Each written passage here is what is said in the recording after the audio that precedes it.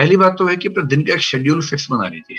जो अराजक तरीके से पढ़ते हैं कि जब नींद खुल गई पढ़ना शुरू कर दिया, जब नींद आ गई सो गए, उससे बात नहीं बनेगी। एक प्रॉपर शेड्यूल बहुत जरूरी है, वो शेड्यूल कैसा भी हो। आप सुबह 4 बजे उठने वाला शेड्यूल बनाएं या 4 बजे सोने वाला बनाएं, इससे दिक्कत नहीं। लेकिन जो भी शेड्यूल हो वो एक तय हो, निर्धारित हो, जिस पर आप चलते हो। शेड्यूल ऐसा बनाइए कि पढ़ाई का उसमें कम से कम 6-7 घंटे, और अगर आप 6 महीने से पढ़ रहे हैं, केवल पढ़ाई करते हैं, कोई नौकरी वगैरह नहीं करते हैं, तो कोशिश करनी चाहिए कि लगभग 10 से 12 घंटे पढ़ाई आपकी हो। अगर आप 12 घंटे रोज पढ़ते हैं तो भी महीने की एवरेज आपकी 9.5-10 घंटे आएगी, क्योंकि महीने में 3-4-5 दिन ऐसे निकलेंगे जब आप नहीं पढ़ पाएंगे। कभी स्ट्रेस हो गया, कभी परिवार का कोई काम आ गया, कभी अपना कोई काम आ गया, जाना पड़ गया, कहीं कुछ ना कुछ होता ही रहेगा। तो 12 घंटे रोज पढ़ने वाले एवरेज 10 घंटे पढ़ पाते हैं, महीने भर की एवरेज निकालेंगे तो 10 घंटे की पढ़ाई तो एवरेज होनी ही चाहिए यदि आप केवल पढ़ाई कर रहे हैं। अब इस 10 घंटे को डिवाइड कैसे करना है, क्योंकि संकट ये भी तो है ना कि जो आज पढ़ा कल भूल जाएंगे, कल तो याद रहेगा नहीं वो सारा। जो अनावश्यक चीजें हैं उसमें टाइम एकदम वेस्ट नहीं करना है। जैसे अगर आप अखबार पढ़ने में 3 घंटे लगा रहे हैं तो आप टाइम वेस्ट कर रहे हैं। इतना टाइम है नहीं आपके पास कि आप 3 घंटे अखबार पढ़ें, वो भी हिंदी वाले अखबार जिसमें कंटेंट उतना रिच नहीं है कि आपको बहुत फायदा मिलेगा।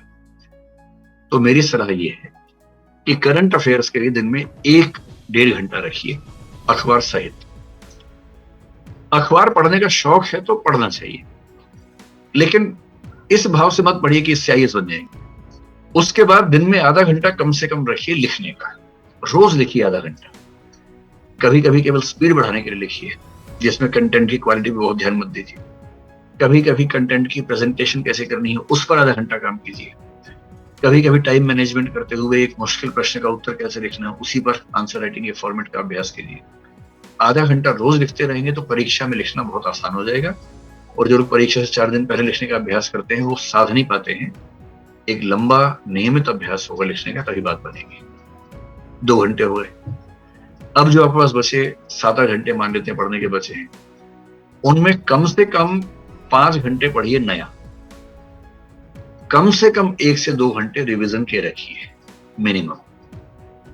और हो सके तो सप्ताह में 1 दिन, चाहे संडे का दिन, कुछ नया मत पढ़िए, पीछे का रिवाइज कीजिए। और इसके अलावा हो सके तो महीने के आखिरी 2 दिन, संडे हो या कोई भी दिन हो, उन 2 दिन के लिए कोई नया टारगेट मत रखिए, केवल रिवीजन रखिए। मनोविज्ञान का बहुत सामान्य नियम है कि यदि आपने किसी कंटेंट को 3 बार ठीक से रिवाइज कर लिया तो वो आपकी मेमोरी में स्थायी हो जाएगा। जैसे आपने 3 तारीख को कुछ पढ़ा, तो 3 तारीख को जो पढ़ा है उसकी एक रिवीजन 3 या 4 तारीख को ही हो जानी चाहिए, जो डेली टाइम आप करें। उसकी अगली रिवीजन उस सप्ताह के अंत में हो जानी चाहिए, संडे के दिन कर लीजिए, तो वो आपकी एक वीकली रिवीजन हो गई। उसकी तीसरी रिवीजन महीने के आखिरी दिन में हो जानी चाहिए। जहां आपने किसी कंटेंट को उस दिन, उस सप्ताह के अंत में और महीने के अंत में 3 बार रिवाइज कर लिया ठीक से, तो फिर वो आपकी स्मृति में लगभग स्थायी हो जाता है।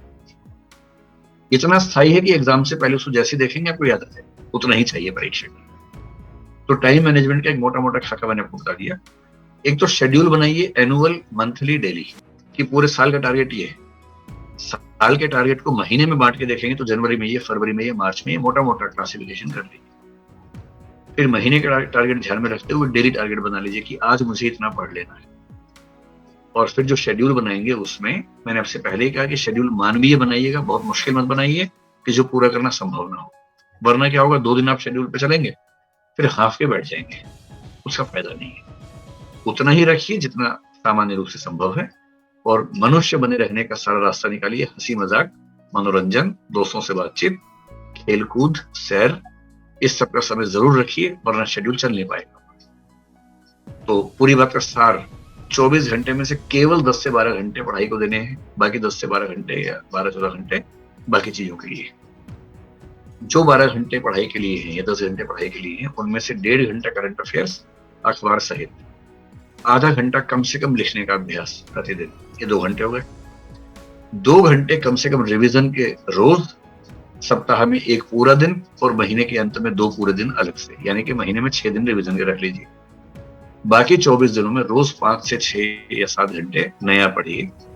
ये शेड्यूल मेरे ख्याल से आपको सबसे ज्यादा हेल्प करेगा। जो 5 से 7 घंटे पढ़ना है वो आप एक चीज भी पढ़ सकते हैं, बांट भी सकते हैं। अगर आपकी नेचर ऐसी है कि अगर मैं संविधान पढ़ रहा हूं तो संविधान ही पढ़ूंगा जब तक खत्म नहीं हो जाएगा, वो भी ठीक। अगर आपकी नेचर ऐसी है कि नहीं, 3 घंटे संविधान पढ़ेंगे, 3 घंटे इतिहास पढ़ेंगे, तो वो भी ठीक है। ये डिपेंड करता है कि आपकी नेचर कैसी है। अपनी नेचर के हिसाब से शेड्यूलिंग कीजिए, किसी और की नेचर के हिसाब से शेड्यूल चल नहीं पाएगा आपका किसी भी से।